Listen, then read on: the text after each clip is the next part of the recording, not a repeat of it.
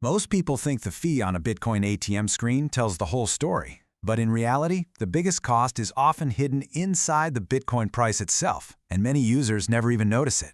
Have you ever stood in front of one of these kiosks, cash in hand, and wondered exactly where your money is actually going? Well, you are definitely not alone, and the truth we're about to uncover is going to completely shatter the illusion of what you think you're paying. So, welcome to This Explainer. I am so thrilled to have you here today. Our goal right now is incredibly simple.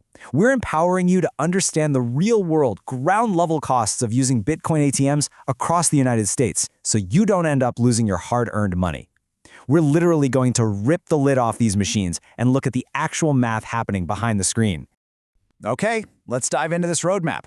Today we're covering the hidden cost illusion, the anatomy of an ATM fee, a step-by-step pricing guide, convenience versus real cost, real-world ATM examples, and finally, avoiding scams and mistakes. Section 1. The hidden cost illusion. What you see isn't everything. You really have to think of Bitcoin ATM pricing kind of like a massive iceberg. What you see on the screen, that advertised fee, is just the tiny tip poking out above the water.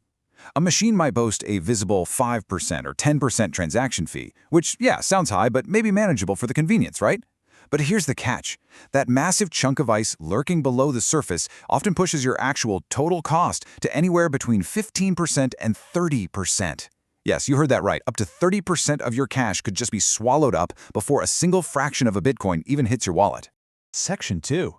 Anatomy of an ATM fee. Where does your money actually go? Now, what's really interesting about this slide is how it breaks down the tangible pain of a transaction. Let's look at a hypothetical $500 cash insertion. You feed $500 into the machine. You might expect to walk away with, say, $480 in Bitcoin, but actually, you might only receive $350 worth of crypto. Look at where that missing $150 goes. $50 goes to the operator's visible fee, $25 is eaten by the blockchain network fee, and a whopping $75 completely vanishes into the spread markup. So, what exactly is that spread we just mentioned? This is absolutely crucial. The price spread is a hidden markup added by the operator to the live market exchange rate of Bitcoin. Let's say the global live market price for one Bitcoin right now is exactly $100,000. But when you look at the ATM screen, it's selling you Bitcoin at a rate of $105,000. That difference? That's a 5% spread. You are buying the asset at an artificially inflated price, and the operator just quietly pockets that difference. Then, piled on top of the operator fee and the spread, you have blockchain network fees. These are the dynamic costs required to actually confirm your transaction on the Bitcoin network itself. And here's the thing you need to know. These fees do not care what time of day it is. They fluctuate entirely based on blockchain congestion. If the network is incredibly busy globally, that miner fee spikes, and the ATM passes that dynamic cost directly onto you. Section 3. Step-by-step pricing guide. How to protect your money at the machine. Okay, before you feed a single dollar bill into one of these machines, you've got to follow these steps. Step 1. Literally pull out your smartphone right there while you're standing at the machine and check the live market price of Bitcoin on a major exchange. Step 2. Review the exchange rate the ATM is offering. Compare those two numbers so you can spot that hidden spread. Step 3. Compare nearby operators using an online locator tool. Step 4. Be aware of current network congestion. And finally, Step 5. Understand the ID requirements. Most operators have different KYC or identity check tiers. Tier 1 might just need a quick phone number verification for small amounts, but Tier 2 is definitely going to require scanning your government ID for larger transactions. And speaking of comparing nearby operators, it is wild, but pricing can vary dramatically, even within the exact same city. For example, some operators like CoinFlip often use a percent plus flat fee model for buying. You'll also see names like RocketCoin, CoinHub, Byte Federal, and LibertyX scattered all across different regions. Then you have Bitcoin Depot, which might bake different costs entirely into their overall spread.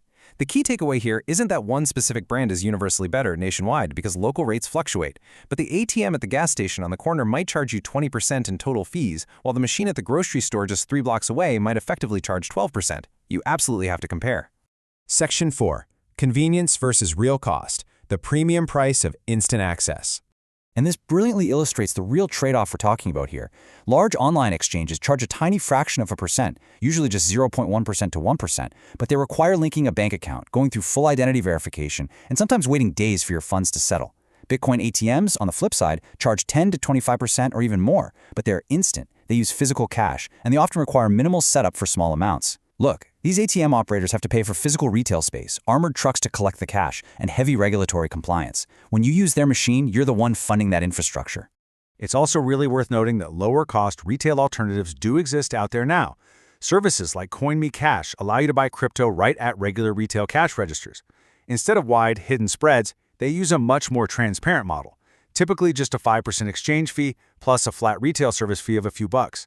It's a great example of how the market is starting to create transparent alternatives to the traditional heavy fee ATM models. Section 5. Real-world ATM examples. How these fees play out in everyday life. Let's look at scenario 1, which I call the trap of the lowest advertised fee. Imagine a user who looks up 2 ATMs in their town. Machine A advertises a 5% fee. Machine B advertises a 10% fee. Naturally, they head straight to Machine A, right? But they don't check the exchange rate. Turns out, Machine A is selling Bitcoin at a 15% markup over the live market, while Machine B only has a 2% markup. By choosing the supposedly cheaper advertised fee, they actually lost significantly more money to that hidden spread. Now consider scenario 2, buying during the blockchain rush hour. A user decides they want to buy $50 of Bitcoin, but they happen to buy it during a massive global spike in crypto trading. The blockchain network is totally congested. Because the network fee is a flat, dynamic rate rather than a percentage, that network fee might temporarily spike to $15. On a $50 purchase, they literally just lost 30% of their money to the network fee alone. And that's before the ATM operator even takes their cut. Section 6. Avoiding scams and mistakes. Staying safe in a volatile landscape. Because of all these risks, state governments are starting to aggressively step in.